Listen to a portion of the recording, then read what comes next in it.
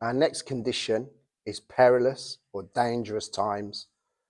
And our text says, "This know also, that in the last days perilous times shall come, for men shall be lovers of their own selves, covetous, boasters, proud, blasphemers, disobedient to parents, unthankful, unholy," and we're going to come back to that, "without natural affection, truce breakers, false accusers, incontinent, fierce, despisers of those that are good, traitors, heady, high-minded, lovers of pleasures more than lovers of God, having a form of godliness, but denying the power thereof.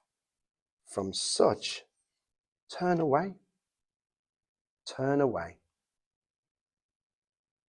If you were to ask any number of people over 50, whether they thought we are living in dangerous times or more dangerous times than they have ever known, I'm sure they would all say yes.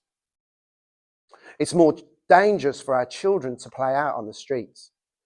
It's easier for our teens to be introduced to drugs and alcohol and pornography. It's more dangerous for people to be out alone. Hunger and poverty are driving people to take desperate measures. Crime is on the increase. More and more young people are turning to a cocktail of drink and drugs to get through their lives, their daily routine, to escape the realities and the difficulties of this life.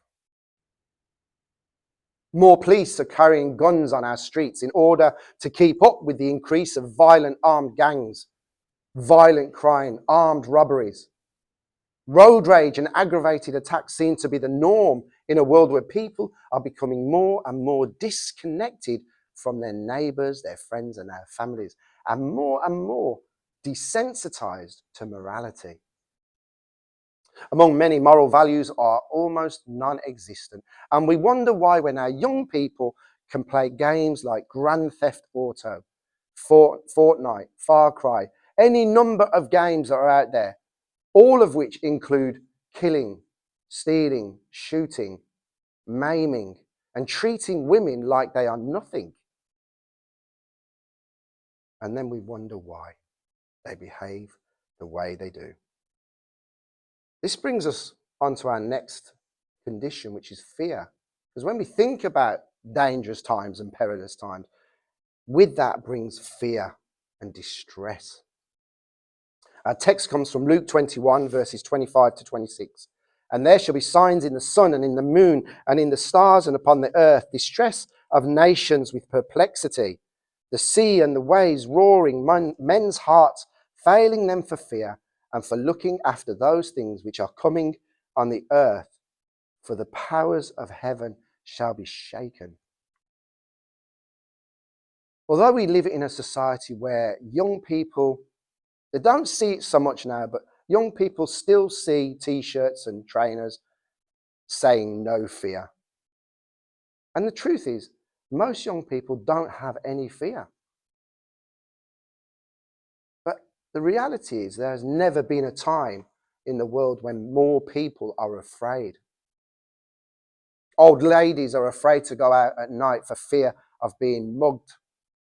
Young women are afraid to walk down lonely alleyways or country paths for fear of being raped or attacked. More people are being tricked into the grip of human trafficking. And Jesus warned us there would be distress among the nations with perplexity. The word perplexity, translated from the Greek, actually means no way out. Jesus could see a time in the future when the nations would be so distressed and there would be no way out for them. Not having the answers or the solutions to their problems. Do we see that today? Yes, we do. Yes, we do. And when we think about the people in our communities and around the world, fear has gripped many people. Fear people fearing for their health, people fearing for their jobs, fearing for their children, and fearing for their futures. So many people today find themselves in a situation where they have no hope.